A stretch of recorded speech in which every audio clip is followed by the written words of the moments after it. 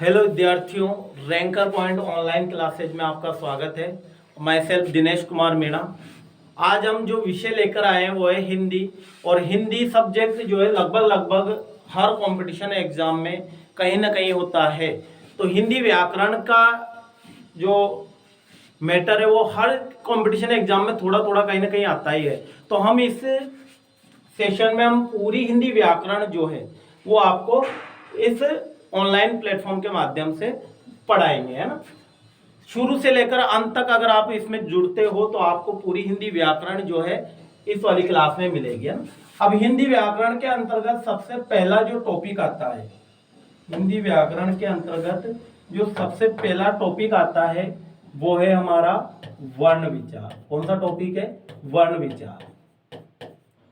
अब वर्ण विचार आप सब जानते हो, वर्ण और अक्षर। सबसे पहली बात आती है कि वर्ण और अक्षर जो है ये दोनों एक ही चीज है कि अलग अलग है। तो देखो, वर्ण जो होता है वो भाषा की, लिखित भाषा की सबसे छोटी इकाई होती है, और अक्षर जो होता है वो दो वर्णों के संयोग से मिलकर बनता है। अक्षर दो वर्णों का संयोग और वर्ण जो है वो लिखित भाषा की सबसे छोटी इकाई होती है ना। तो देखो इधर,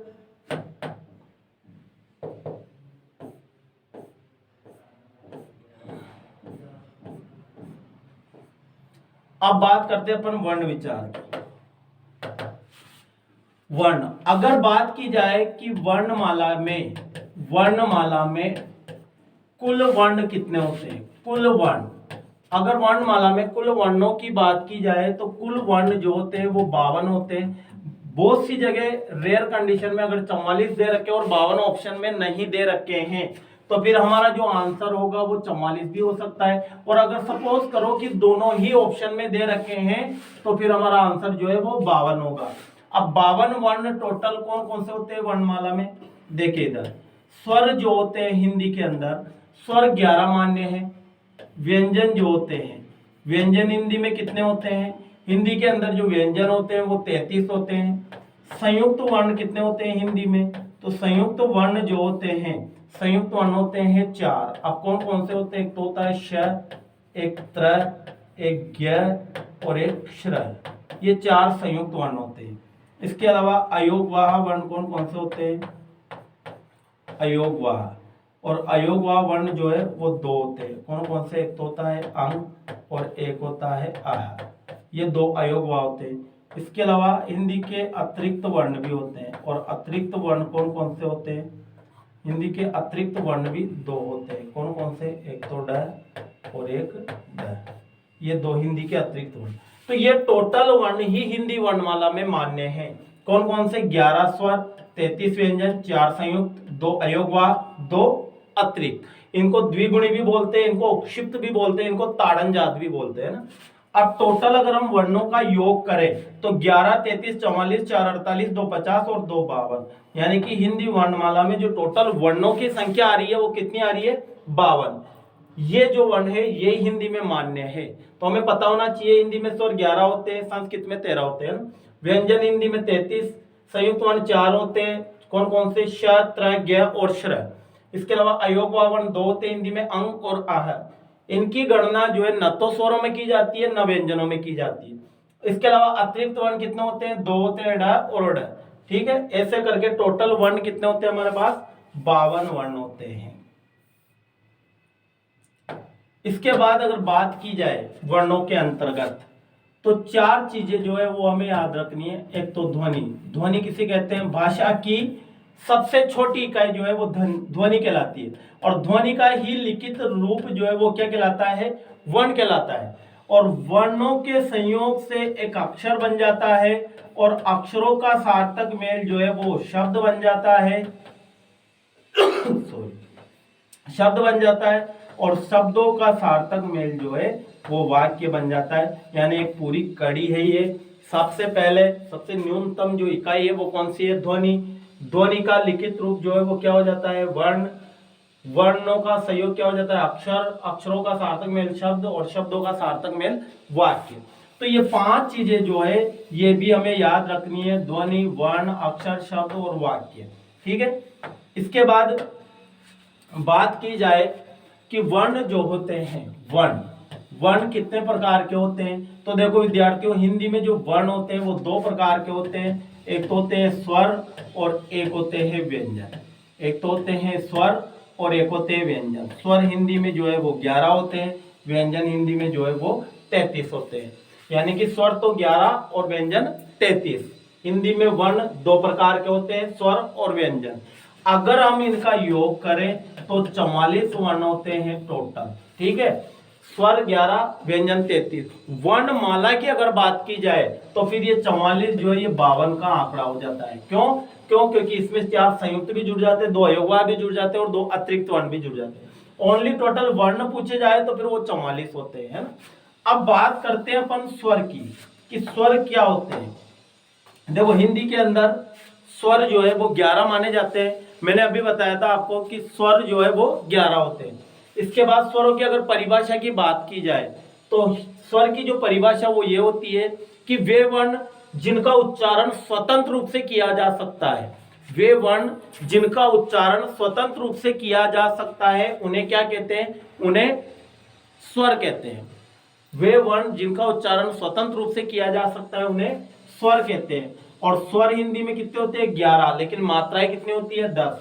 अब 11 स्वर कौन कौन से होते हैं, आ, ई, उ, वी, ए, आई, ओ और औ। टोटल 11 स्वर होते हैं, टोटल 11 स्वर होते हैं। ये हमारे स्वर हैं।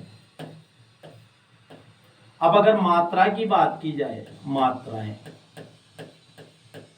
तो मात्राएं जो वो कितनी होती है। आ की तो कोई मात्रा नहीं होती है, आ की मात्रा होती है, छोटी की मात्रा होती है, बड़ी की मात्रा होती है, छोटे ऊ की होती है और बड़े ऊ की होती है। ठीक है, इसके अलावा री की मात्रा होती है, ए की 1 होती है, बड़े ए की 2 होती है, ओ की 1 होती है और बड़े ओ की 2 होती है। यानी कि टोटल जो मात्राएं होती है वो कितनी होती है, 10। स्वर कितने होते हैं हिंदी में, 11। मात्राएं कितनी होती है, 10। ठीक है, जैसे अगर आपसे कोई कहे कि क में आ की मात्रा लगाओ, नहीं लगा सकते। ठीक है, आ की लगाओ तो लगा देंगे, ई की लगाओ तो लगा देंगे, बड़ी की लगाओ लगा देंगे, छोटे ऊ की लगा देंगे, बड़े ऊ की लगा देंगे, री की लगा देंगे, छोटे ए की लगा देंगे, बड़े ए की लगा देंगे, छोटे ओ की लग जाएगी और बड़े ओ की लग जाएगी। ठीक है, तो टोटल जो मात्राएं होती है वो कितनी होती है, 10। और स्वर जो होते हैं वो कितने होते हैं, 11। स्वर कितने होते हैं, 11। मात्राएं कितनी होती है, 10। मात्राएं 10 और स्वर 11 होते हैं। तो टोटल ये स्वर, इनका क्रम याद रखना है, आ, ई, उ, री, ए, आई, ओ, औ। ठीक है, और अमात्रिक स्वर होता है अ जो होता है ये अमात्रिक स्वर होता है। अमात्रिक का मतलब इसकी कोई मात्रा नहीं होती है, इसकी कोई मात्रा नहीं होती, यानी कि अ जो है यह अमात्रिक स्वर है, यानी मात्रा रहित स्वर है, इसकी कोई मात्रा नहीं होती है, आ की जो कोई मात्रा नहीं होती है। ठीक है, तो ये स्वर है। इसके बाद विद्यार्थियों अपन चर्चा करते हैं स्वरों के वर्गीकरण की। अब देखो स्वरों का जो वर्गीकरण है, स्वरों का वर्गीकरण। अब स्वरों का वर्गीकरण जो है, स्वरों को 6 भागों में बांटा गया है वर्गीकरण के आधार पे। कितने, 6 भागों में। फर्स्ट जो वर्गीकरण है स्वरों का वो है उत्पत्ति के आधार पर स्वर। उत्पत्ति के आधार पर स्वर, आधार पर स्वर, उत्पत्ति के आधार पर स्वर। अब जो उत्पत्ति है स्वरों की, यानी कौन सा स्वर कहां से आया है, किसको हमने बनाया है, किसको कैसे बनाया है, ये सारी उत्पत्ति हम इसके अंदर जानेंगे। अब देखो उत्पत्ति के आधार पर जो है वो स्वरों को 2 भागों में बांटा गया है। उत्पत्ति के आधार पर स्वरों को 2 भागों में बांटा गया है। कौन कौन सा, एक तो हो गए हमारे मूल स्वर। कौन से स्वर हो गए, मूल स्वर। और एक हो गए हमारे संधि स्वर। एक तो हो गए मूल स्वर और एक हो गए संधि स्वर। अब देखो मूल स्वर जो है वो कितने होते हैं हिंदी के अंदर, 4 होते हैं। और संधि स्वर जो है वो कितने होते हैं हिंदी के अंदर, 7 होते हैं। फिर संधि स्वरों को जो है वो 2 भागों में बांटा गया है। अगर दो समान स्वर मिलकर कोई नया स्वर हम बनाते हैं तो वो जो कहलाएगा वो कहलाएगा हमारा दीर्घ स्वर। कौन सा स्वर कहलाएगा? दीर्घ स्वर। और अगर दो असमान स्वरों को जोड़कर हमने कोई नया स्वर बनाया है तो वो कहलाता है संयुक्त स्वर। ठीक है, दीर्घ स्वर जो है हिंदी में 3 होते हैं और संयुक्त स्वर जो है वो 4 होते हैं, ऐसे टोटल 7। अब मूल स्वर कौन से होते हैं? मूल स्वर वो होते हैं जो जैसे आए संस्कृत से, हिंदी को अपने आप हिंदी ने उनको वैसे के वैसे अपना लिया, मतलब उनमें कोई चेंज नहीं किया, वो तो कहलाए हमारे मूल स्वर। और जिनमें चेंज किया है यानी दो अलग अलग वर्णों को स्वरों को जोड़कर हमने बनाया है वो कहलाए संधि स्वर, क्योंकि दो वर्ण जुड़ते हैं तो संधि होती है। अब संधि द्वारा हमने कितने स्वर बनाए हैं? 7 स्वर बनाए। 7 में से देखो 2 स्वर जोड़े हमने, अगर दो समान स्वर जुड़कर कोई नया स्वर बना है तो वो तो कहलाया दीर्घ स्वर। और अगर दो असमान स्वर जुड़कर कोई नया स्वर हमने अगर बनाया है तो वो कहलाया हमारा संयुक्त स्वर। ठीक है, तो संधि स्वरों की संख्या कितनी हो गई? 7। दीर्घ स्वर कितने होते हैं? 3। संयुक्त स्वर कितने होते हैं? 4। ठीक है, अब इसको और अच्छे से समझ लेते हैं अपन। 4 स्वर होते हैं मूल स्वर, अ, ई,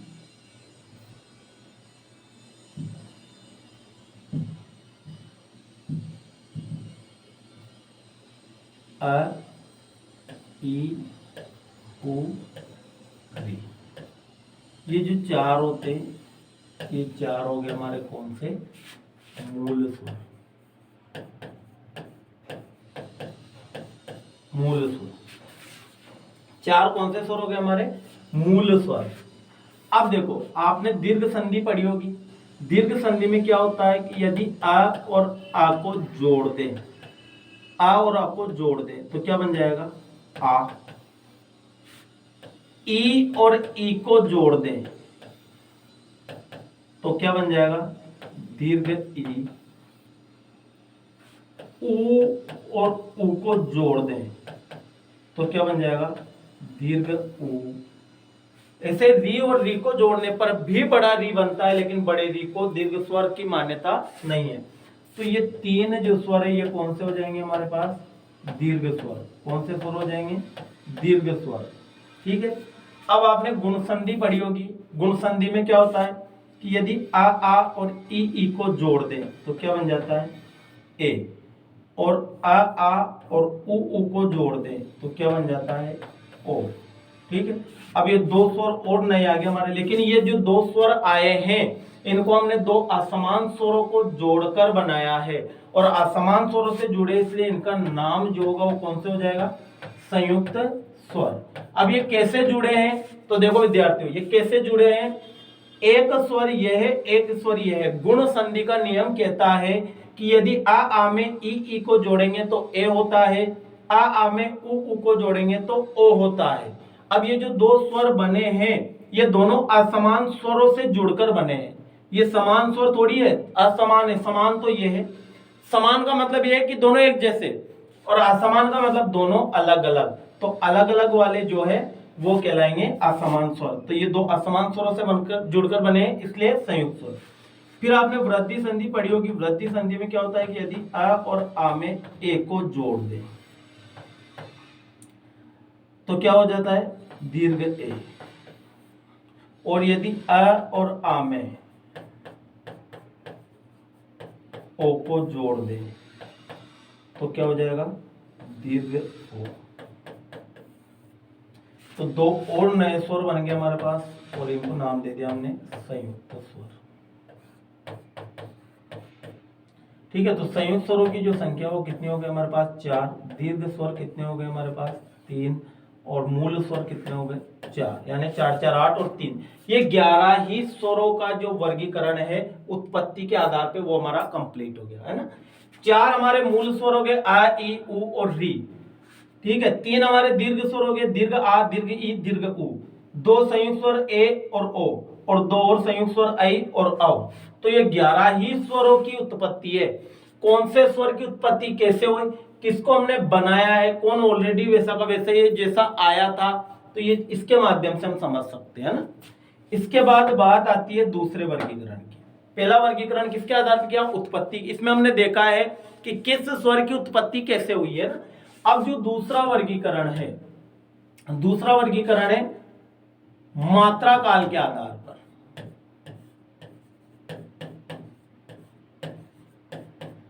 मात्रा काल के आधार पर। और मात्रा काल के आधार पर जो स्वर हैं वो 3 प्रकार के होते हैं। मात्रा काल के आधार पर जो स्वर है वो 3 प्रकार के होते हैं। कौन कौन से? मात्रा काल के आधार पर एक तो होते हैं ह्रस्व या ह्रीश्व स्वर, एक होते हैं दीर्घ स्वर,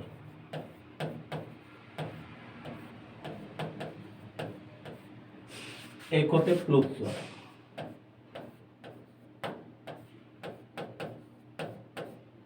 ठीक है, प्लुत स्वरों की जो संख्या है वो 9 मानी जाती है। ठीक है, ह्रस्व स्वर, दीर्घ स्वर और प्लुत स्वर। ठीक है, ह्रस्व स्वर कितने होते हैं हिंदी में, दीर्घ स्वर कितने होते हैं और प्लुत स्वर कितने होते हैं, है ना। उच्चारण मात्रा के आधार पे भी कहते हैं इनको। मात्रा काल के आधार पे इस प्रकार है कि ह्रस्व स्वर जो होते हैं इनके उच्चारण में कम समय लगता है, दीर्घ में थोड़ा ज्यादा और प्लुत में और ज्यादा। यानी सबसे कम समय में उच्चरित कौन से होते हैं? ह्रस्व।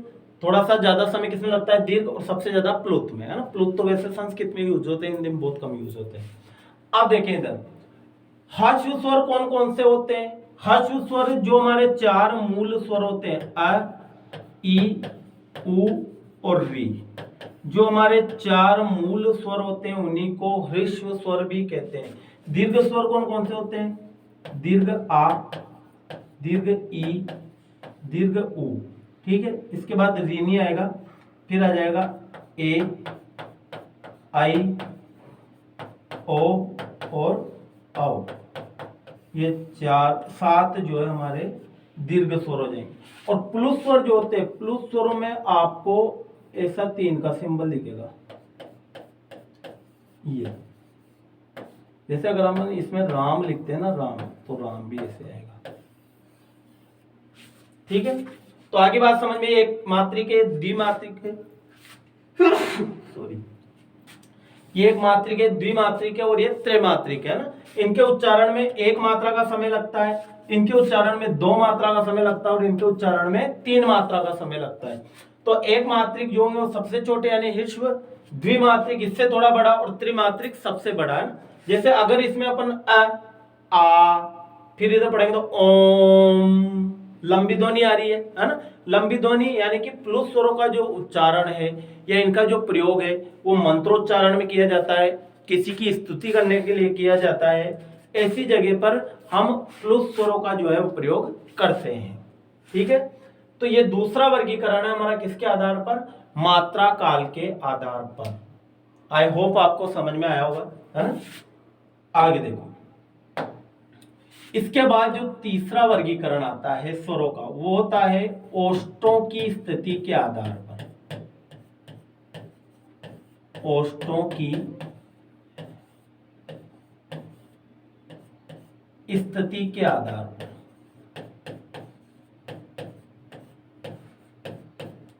ओष्ठों की स्थिति के आधार पर।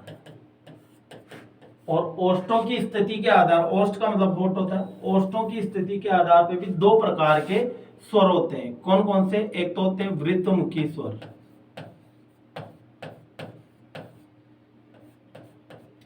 वृत्तमुखी स्वर, और एक होते हैं अवृत्तमुखी स्वर।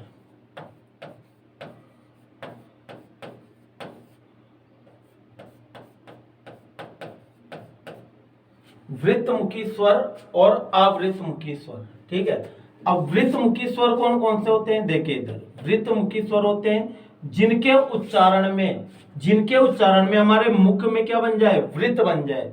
ऐसे स्वर जिनका उच्चारण करते समय हमारे मुख में क्या बन जाए? वृत्त बन जाता है, वो वृत्तमुखी स्वर कहलाते हैं। ऐसे 4 ही स्वर है, एक तो उ, एक उ, एक ओ और एक औ। ये 4 स्वर ऐसे हैं जिनका उच्चारण करते वक्त हमारे मुख में जो है वो वृत्त बन जाता है, यानी ओष्ठों की जो स्थिति है वो कैसी हो जाती है? गोलाकार। तो जिन स्वरों के उच्चारण में होठों की स्थिति गोलाकार होती है उन्हें वृत्तमुखी स्वर कहते हैं। और वृत्तमुखी स्वरों का ही एक और नाम है वर्तुलाकार स्वर। तो वर्तुलाकार भी इन्हीं को कहते हैं और वृत्तमुखी भी इन्हीं। अब चार अगर वृत्तमुखी हमें याद है कि जिनके उच्चारण में होठों की स्थिति गोलाकार होती है, तो बाकी जो बचे वो सब अवृत्तमुखी। अगर आपको ये याद है तो वो ऑटोमेटिक याद हो जाएंगे। अब देखो इधर आ ई री ए आई, ये हो गए हमारे कौन से अवृत्तमुखी स्वर, जिनके उच्चारण में होठों की स्थिति गोलाकार नहीं होती है वो अवृत्तमुखी, और जिनमें होती है वो वृत्तमुखी, है ना। तो वृत्तमुखी समझ में आया होगा आपको और अवृत्तमुखी भी समझ में आया होगा आपको, है ना। तो ओष्ठों की स्थिति के आधार पर तीसरा वर्गीकरण है स्वरों का। ओष्ठों की स्थिति के आधार पर जो स्वर हैं वो दो प्रकार के होते हैं, वृत्तमुखी स्वर और अवृत्तमुखी स्वर।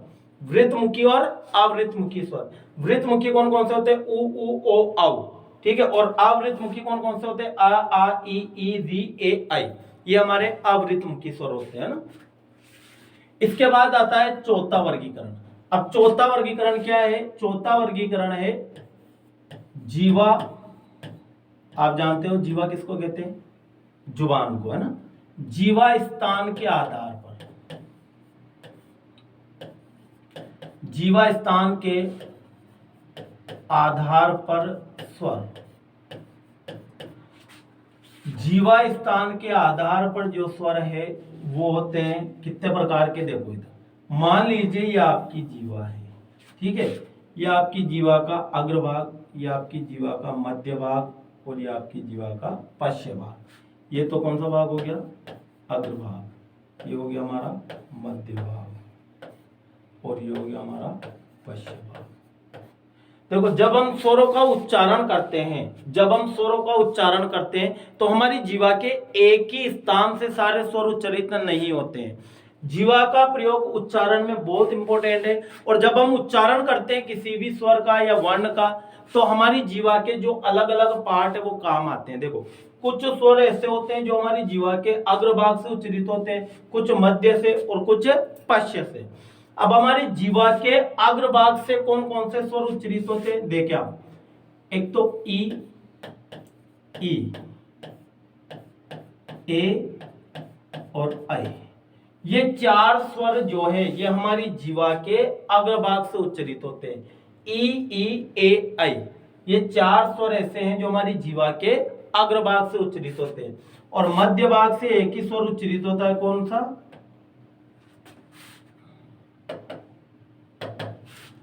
एक ही स्वर उच्चारित होता है, कौन सा? आ। पश्चिम भाग से एक तो होता है आ, एक होता है उ ओ औ। ये हमारी जीवा के पश्चिम भाग, यानी अग्रभाग से ई ए आई चार वर्ण उच्चारित होते हैं, मध्य भाग से एक ही आ और पश्चिम भाग से पांच होते हैं आ उ ओ औ। ये हमारी जीवा के पश्चिम भाग से। अब आप सोच रहे होंगे कि सर इसमें री नहीं आया, तो देखो री जो होता है ना वो पर्टिकुलर एक भाग में नहीं आएगा। री जो होता है पर्टिकुलर एक भाग में नहीं आता है। री जो होता है ये मूर्धन्य वर्ण होता है। कौन सा वर्ण होता है? मूर्धन्य, मूर्धन्य वर्ण होता है, यानी कि ये मूर्धा से उच्चारित है री। तो ये जो वर्गीकरण है, तो विद्यार्थी ये आपको समझ में आया होगा। ये जो वर्गीकरण है ये किसके आधार पर किया हमने? जीवा स्थान के आधार पर। और जीवा स्थान के आधार पर हम तीन भागों में स्वरों को विभाजित करते हैं। कौन कौन से? अग्रभाग, मध्य भाग और पश्चिम भाग। अग्र, मध्य और पश्चिम भाग, ठीक है। अग्रभाग से चार स्वर उच्चारित होते हैं, मध्य भाग से एक स्वर उच्चारित होता है और पश्चिम भाग से पांच स्वर उच्चारित होते हैं। तो अग्र का ई ए आई, मध्य का आ और पश्चिम का आ उ ओ औ। और री जो है ये पर्टिकुलर एक भाग में नहीं आता है, क्योंकि री में तीनों भाग थोड़े थोड़े काम आते हैं। तो री को हम पर्टिकुलर अग्र, मध्य, पश्चिम में कहीं भी नहीं रख सकते, है ना। आई होप आपको ये वाला वर्गीकरण भी समझ में आया होगा। इसके बाद जो पांचवा वर्गीकरण है, देखिए पांचवा वर्गीकरण, पांचवा वर्गीकरण है जीवा प्रयत्न के आधार पर।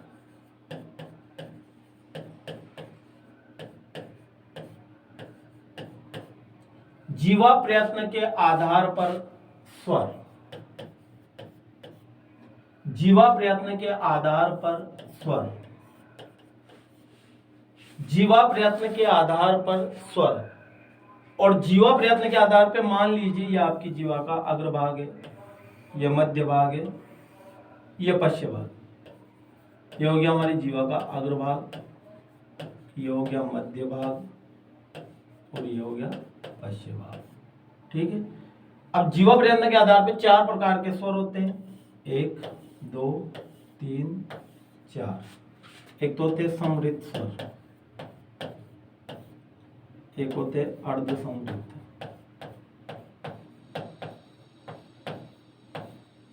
एक होते अर्ध विपरीत,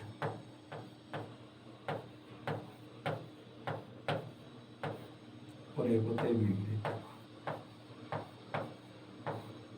4 प्रकार के स्वर हो गए। समृद्ध कौन कौन से होते हैं? हमारी जीवा के अग्रभाग से उच्चरित होने वाले 2 स्वर और पश्च भाग से उच्चरित होने वाले 2 स्वर। ठीक है। अर्ध समृद्ध कौन कौन से होते हैं? अग्रभाग का ए और पश्च का ओ। ठीक है। अर्ध विपरीत कौन कौन से होते हैं? अग्रभाग का ए, मध्य का अ और पश्च का औ। ये होते हैं हमारी जीवा के मध्य, पश्च और अग्र से उच्चरित। और विपरीत एक ही स्वर होता है, कौन सा? आ। देखो, समृद्ध, अर्ध समृद्ध, अर्ध विपरीत और विपरीत, इनसे क्या तात्पर्य?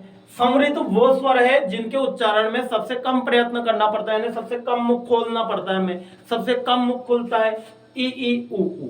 ठीक है। इनसे थोड़ा सा ज्यादा मुख खुलता है अर्ध समृद्ध में ए ओ। फिर इन दोनों से ज्यादा मुख खुलता है अर्ध विपरीत में आई औ। ठीक है। और सबसे ज्यादा जो मुख है वो खुलता है आ में। ठीक है। आ में हमें पूरा मुख खोलना पड़ता है।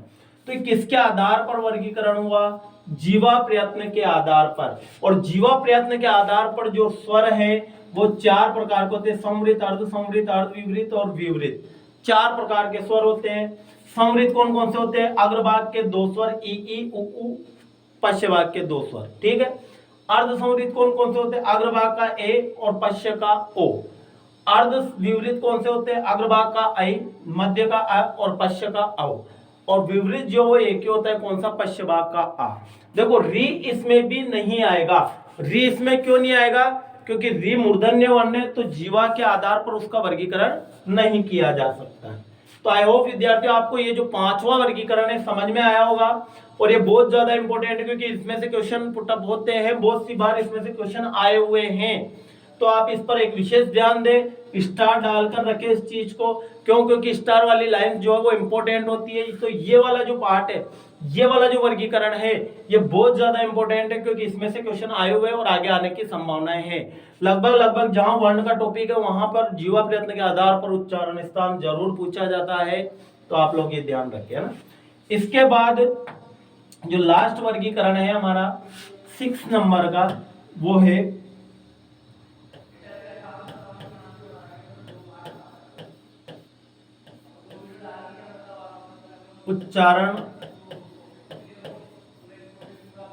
उच्चारण स्थान के आधार पर।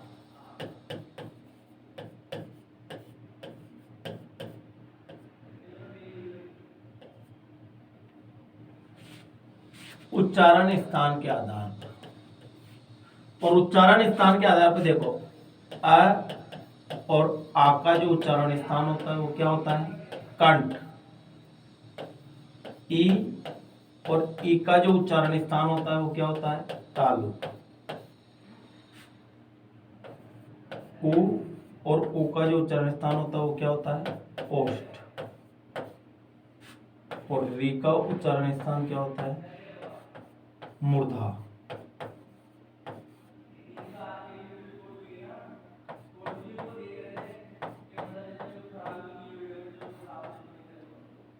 ए और आई कंठ तालु।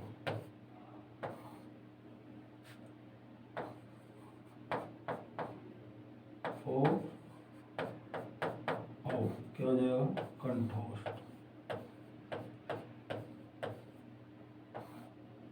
तो ये 11 ही स्वरों के उच्चारण स्थान है।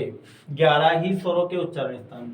आ और आ का उच्चारण स्थान क्या होता है? कंठ। ई और ई का तालु, उ और उ का ओष्ठ, री का मूर्धा, ए आई का कंठ तालु, ओ औ का कंठोष्ठ। ठीक है। तो ये आप उतार लो। ये आपके जो स्वर हैं, स्वरों का जो वर्गीकरण है वो कंप्लीट हो चुका है। स्वरों का वर्गीकरण 6 प्रकार से किया हमने। पहला उत्पत्ति के आधार पर, दूसरा मात्रा काल के आधार पर, तीसरा ओष्ठों की स्थिति के आधार पर, चौथा जीवा स्थान के आधार पर, पांचवा जीवा प्रयत्न के आधार पर और छठा उच्चारण स्थान के आधार पर स्वर। तो ये हमारे स्वर जो है वो कंप्लीट हो चुके हैं और हमने 11 ही स्वरों का 6 प्रकार से वर्गीकरण कंप्लीट कर लिया। इसके बाद जो टॉपिक आता है वो है व्यंजन। इसके बाद जो टॉपिक आता है वो क्या है? व्यंजन। देखो व्यंजन किसे कहते हैं? सबसे पहली बात, व्यंजन किसे कहते हैं? देखो व्यंजन वे वर्ण जिनका उच्चारण स्वतंत्र रूप से नहीं किया जा सकता। वे वर्ण जिनका उच्चारण स्वतंत्र रूप से नहीं किया जा सकता उन्हें क्या कहते हैं? व्यंजन। अपितु स्वरों की सहायता से बोले जाते हैं। व्यंजनों में स्वरों की सहायता ली जाती है और स्वरों में किसी की भी सहायता नहीं ली जाती है। तो व्यंजन जो है वो हिंदी के अंदर कितने माने जाते हैं मैं अभी पहले बता चुका हूं आपको। 33 व्यंजन कितने माने जाते हैं हिंदी में? 33 व्यंजन माने जाते हैं। 33 व्यंजन कौन कौन से माने जाते हैं देखिए आप। क, ख, ग, घ और अं। फिर आते च, छ, ज, झ और य। फिर आते ट, ठ, ड, ढ और ण। फिर आते त, थ, ध, ध और न। फिर आते प, फ, भ, भ और म। फिर आते हैं य, र, ल और व। फिर आते हैं श, श, स और ह। ठीक है, ये जो वर्ग है ये कहलाता है हमारा का वर्ग। कौन सा वर्ग कहलाता है? का वर्ग। ये कहलाता है हमारा च वर्ग। ठीक है, ये कहलाता है हमारा ट वर्ग। ये कहलाता है हमारा त वर्ग और ये कहलाता है हमारा प वर्ग। पांचों वर्गों के जो 25 वर्ण ये कहलाते हैं स्पर्श व्यंजन। स्पर्श व्यंजन। ठीक है, इसके बाद ये जो वर्ग होता है इसको कहते हैं कोमल तालव्य या कंठ्य। कोमल तालव्य या कंठ्य वर्ग। और ये जो वर्ग है ये कहलाता है हमारा कठोर तालव्य।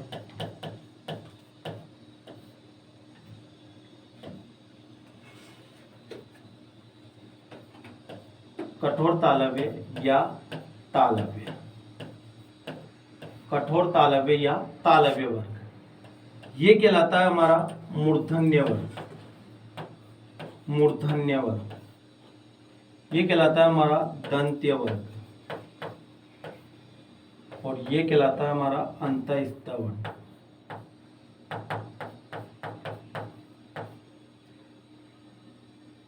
सॉरी, ये तो प वर्ग कहलाएगा। ये हो गया हमारा ओष्ठ्य वर्ग और ये हो गए हमारे अंतःस्थ और ये हो गए हमारे ऊष्म वर्ण। ठीक है, इनका प्रत्येक वर्ग के वर्ण का क्रम भी याद होना चाहिए। प्रत्येक वर्ग का पहला वर्ण, प्रत्येक वर्ग का दूसरा, तीसरा, चौथा और पांचवा। प्रत्येक वर्ग जो है वो अपने वर्ग के पहले वर्ण के नाम से जाना जाता है। जैसे क है, इसका पहला तो क वर्ग, इसका च है तो च वर्ग, इसका ट है तो ट वर्ग, इसका त है तो त वर्ग, इसका प है तो प वर्ग, और फिर अंतस्थ तो है ही सी। तो ये 33 ही व्यंजन होते, पांचों वर्गों के 25 वर्ण जो है वो स्पर्श व्यंजन हो जाते हैं। बाद में 4 अंतस्थ होते हैं, 4 ऊष्म होते हैं, तो 25 और 8 हो गए 33। तो ये 33 ही व्यंजन हिंदी में मान्य है, इसके अलावा कोई व्यंजन हिंदी में मान्य नहीं है। इसके बाद बात आती है वर्गीकरण की, व्यंजनों का वर्गीकरण। जैसे हमने स्वरों का वर्गीकरण किया था, वैसे ही व्यंजनों का भी वर्गीकरण, व्यंजनों का वर्गीकरण किया जाता है। और व्यंजनों का जो वर्गीकरण है वो भी 2 प्रकार से किया जाता है। देखो इधर कौन कौन सा। एक तो होता है उच्चारण स्थान के आधार पर, उच्चारण स्थान के आधार पर, उच्चारण स्थान के आधार पर। और एक होता है प्रयत्न के आधार पर।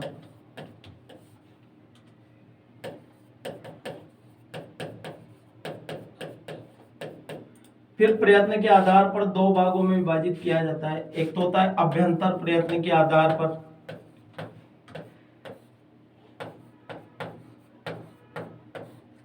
और एक होता है बाह्य प्रयत्न के आधार पर।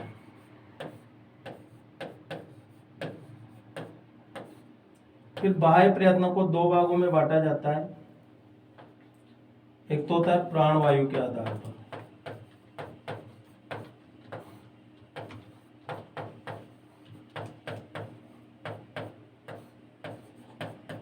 और एक होता है स्वर तंत्रियों में कंपन के आधार पर।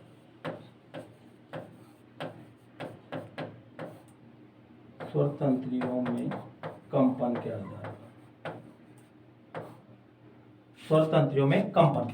तो ये वर्गीकरण किया जाता है किनका? व्यंजनों का। व्यंजनों का जो वर्गीकरण है वो 2 प्रकार से किया जाता है, एक तो उच्चारण स्थान के आधार पर और एक प्रयत्न के आधार पर। उच्चारण स्थान के आधार पर कुछ पाठ नहीं है, प्रयत्न के आधार पर फिर 2 भागों में बांटा गया है, एक तो अभ्यंतर प्रयत्न और एक बाह्य प्रयत्न।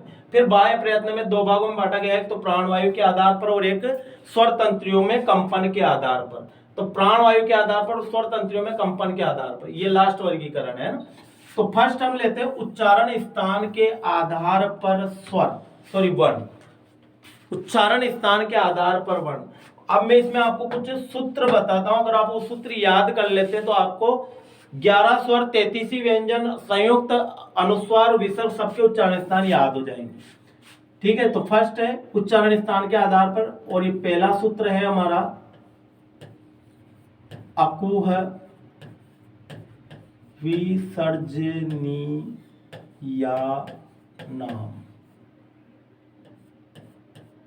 अकुह विसर्जनीयानाम कंठ है।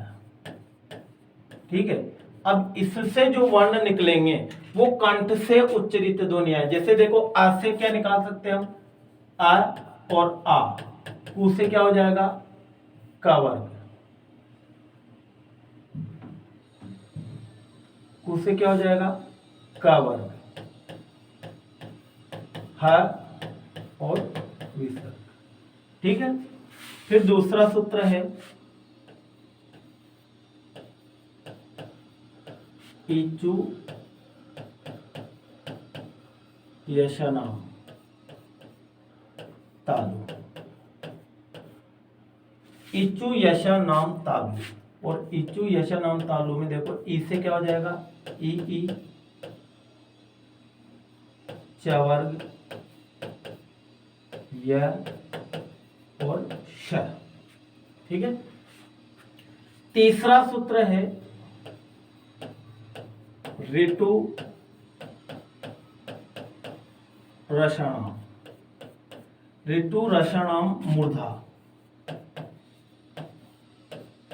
ऋतु रषणाम मूर्धा। और मूर्धन्य वर्ण कौन कौन से हैं? री, ट वर्ग, र और श। फिर आता है चौथा सूत्र ऋतु लसानाम, ऋतु लसानाम दंता, ऋतु लसानाम दंता। अब दंत वर्ण कौन कौन से हैं? लृ, त वर्ग, ल और स। फिर आता है पांचवा सूत्र,